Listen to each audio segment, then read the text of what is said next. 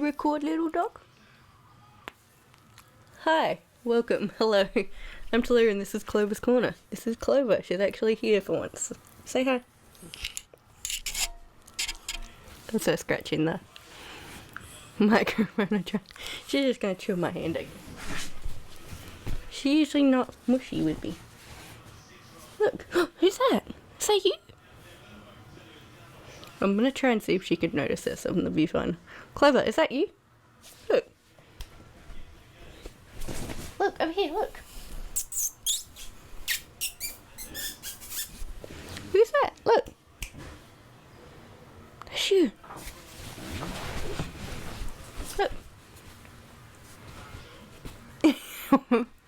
That's very cute. That's you. Okay, I guess we're gonna jump into it. I thought I'd have to start again, but there's a friend here. Look, what's this? Right there.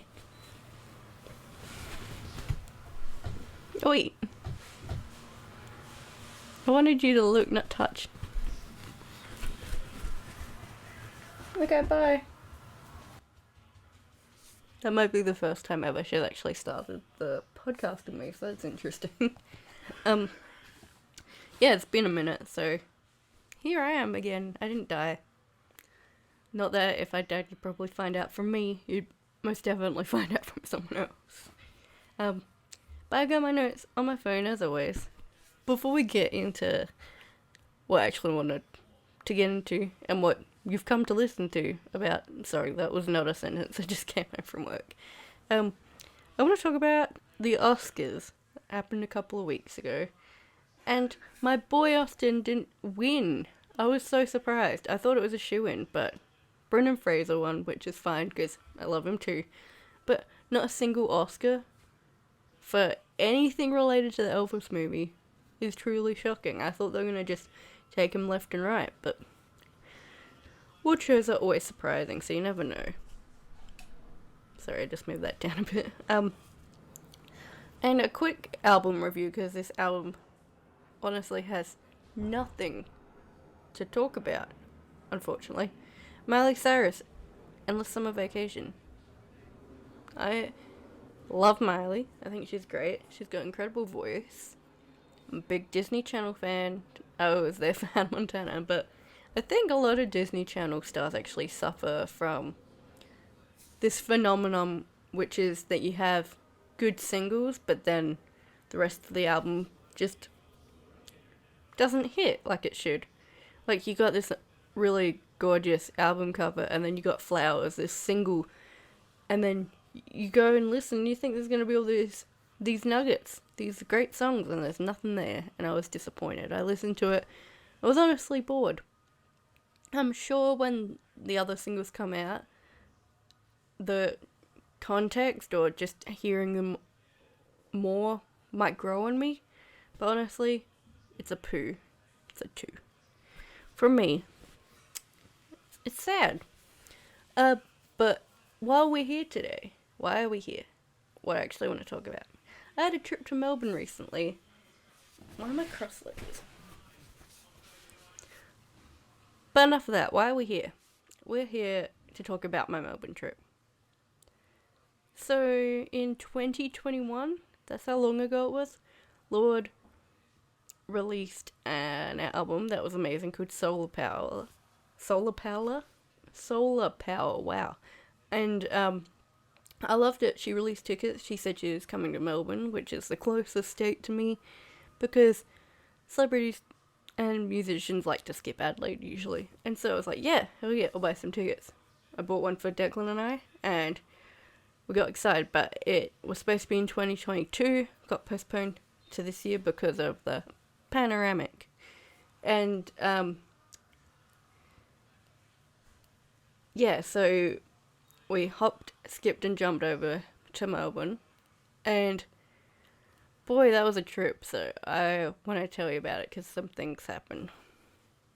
So Melbourne, I've been to like 5 times. I've been to Melbourne maybe 5 times, but yet it is just the most confusing place for traveling in my mind, in my heart, because I was lost. I'm directionally challenged anyway, even in my own state. I never know where I am or where I'm going. But, yeah, I found it difficult because I was going to get a tattoo the day before Lorde's concert, which was on a Saturday. So on a Friday, fly into Melbourne, get off the plane, and yeah, I was going to get a tattoo. You probably can't see it from here, and I'm not going to do the mistake I did last time where I get way too close and then you can't hear the audio. So it's a bunny, and it says Pure Heroin underneath for Lorde, obviously.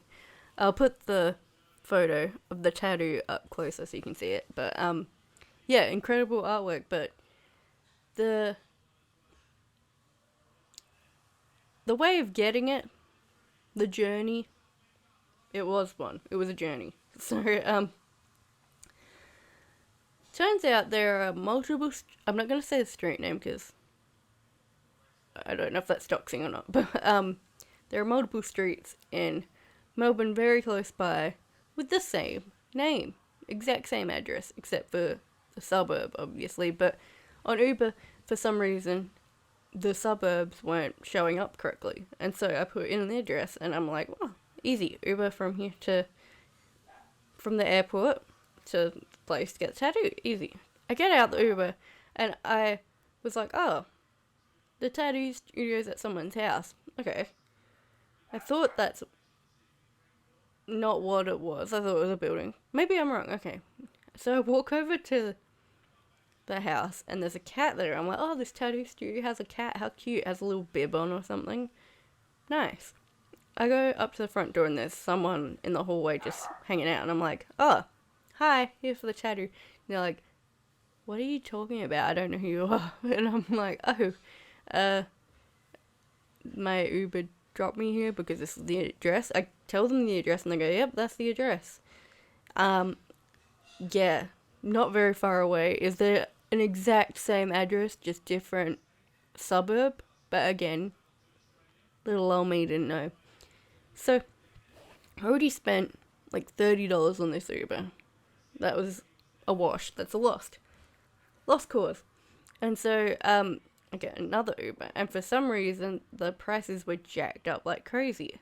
And when I ordered it, I contacted the Uber driver, like, why is it so expensive? And he goes, oh, it shouldn't be, it probably just a lot of requests at the same time. Don't worry, I won't charge you that much. I'll charge you the normal amount. Just do these things and it'll refresh the price. Did it? He comes, refresh price, normal price. Okay, good. We drive, we get to the correct location for the tattoo. Already late for the tattoo, which is terrible, but thankfully I was the only client of the day. It's in a building, up an elevator on a different floor than was expected, but that's fine. I checked my phone, the Uber was a 10-minute drive for $95. It was supposed to be $30, so I'm like, what the hell? I did get my money back after the trip, as in after the journey of getting home to Adelaide, which was ridiculous. In hindsight, fine. At the moment, very sucky. So I go and get the tattoo. Cute little studio. There was a bit of a struggle booking this tattoo as the original artist wasn't available. Then I tried to get another artist. And the original artist recommended this person because it's their partner. So I was like, okay, like the art? Yeah, I'll go with this person. Because of mixed communication and lack of replies from the artist, didn't get to discuss a price. But because I had discussed all this with the first artist, I thought it would be relatively the same. Oh, hello again. Sorry, Clover's just decided to join. It was not the same price. Hello, Clover. So I look around the room at the studio. I'm like, cool art, everything. There was a sign up, but he said there was another artist that works at the studio. So I thought this sign of pricing was in relation to the other artist because it was on their side of the room. So I thought, okay. I was like, this doesn't seem too bad anyway. I'll give the price at the end. But I'm not one to debate the price anyway, but usually if you're like, I can't go over this amount, they'll work with that and tell you what they can do for that price. So I'm like, okay.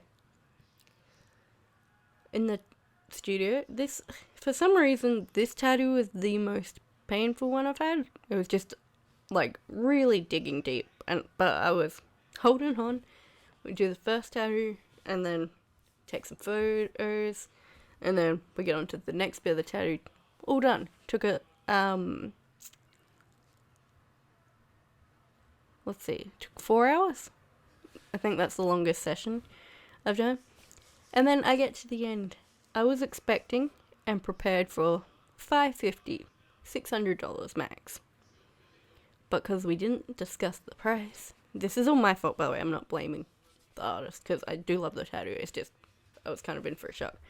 The tattoo was $900. I had paid a $50 deposit, making it $850. $850. I was very embarrassed that I just asked my boyfriend to spot me the $250. And then it was just, I felt so stupid because I was just throwing money away like I was rich. And I wasn't, and I'm not. So it was just like, God damn it, why me? Why is this happening? Why? And then multiple other times in the trip, I would go to pay for something, and then I'd pay for the wrong thing. It's a whole thing. But I did enjoy myself. It was just like, I was ill prepared for some of these things. Sorry, there's something on my bed. So yeah, advice for tattoos. Always confirm the price before they start, or what the price roundabout's going to be. Otherwise you'll be like me. I'm very poor. So then, I want to talk about what we actually came to Melbourne for. Oh, she's sitting next to me. How nice. Lorde. I've been a Lorde fan since the first time I heard Royals. I remember thinking this woman sounds so great, like so experienced, and then you find out it's a 16-year-old girl and you're like, what? She sings like that? That's crazy. And yeah, I've been following that ride ever since. She, if we're being honest, growing up I felt like being a woman was a bad thing and like everything feminine was looked down upon, and Lorde kind of brought me out of that shell and those feelings. So, and then it's like I just wanted to be her musically, even in just life, honestly. So the venue was outside. Sorry, I could hear a conversation out there. The Sydney Myer Bowl. Obviously I haven't been there before. Sydney Myer Music Bowl. Yeah, it's an outdoor venue, and then it was really cool because it's like the sun was setting, it's getting all moody and everything. The first band were Ace. They're called Moona. I hadn't heard of them before, but it's an all-girl band, and they are so cool. They were like, it's really hard, especially Melbourne's slightly different, but in Adelaide, definitely, if we don't know who you are, we're not gonna entertain you. Like, if we don't know who you are on stage, we're not gonna try and get into it. We're just gonna stand there awkwardly and be like, cool. Yep. It's really hard to get us going, so to see a support act be that good was really cool. So,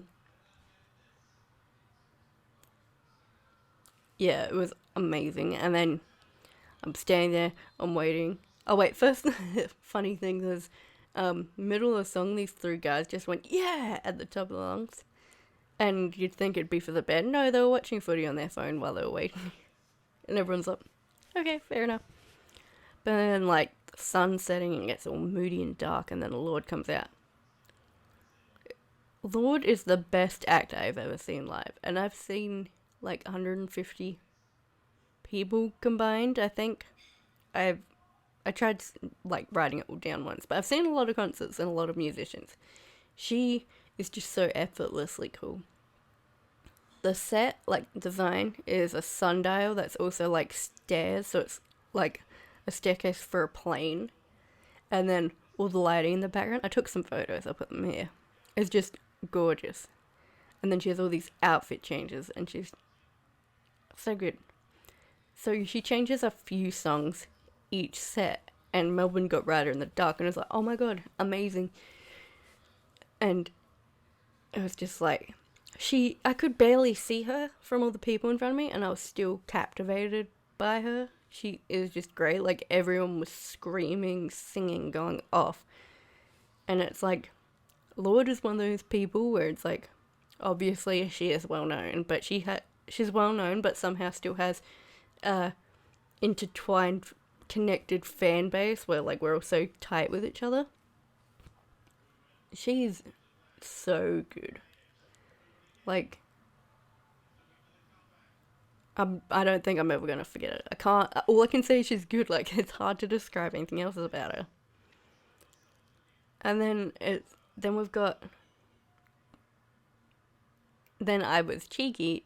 Well, she was cheeky. She then, after I bought tickets for the show, which was in 2021, she was like, "Hey, I am coming to Adelaide, and it's gonna be at the Adelaide Oval." I was like, "That is sick." So I bought tickets for myself. Venue was changed to Entertainment Centre, which is fine. It would have been the exact same vibe, honestly. Same show, but this time she did Liability instead of Right at the Dark. I was like, ah. And I got third row from the barrier.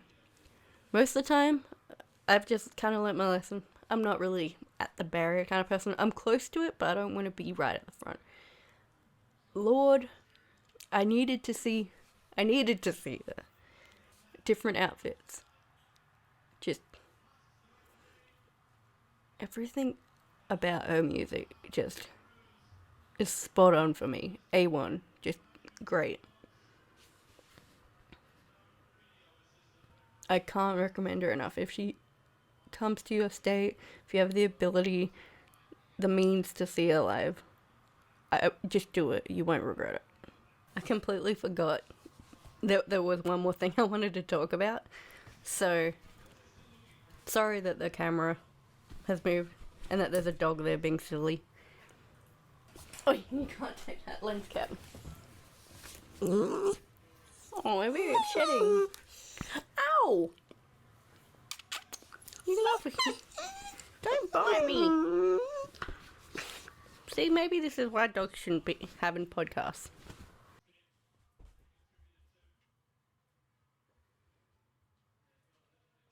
I completely forgot to mention something, so I had to turn the camera back on, set up my light and my microphone again. So, sorry for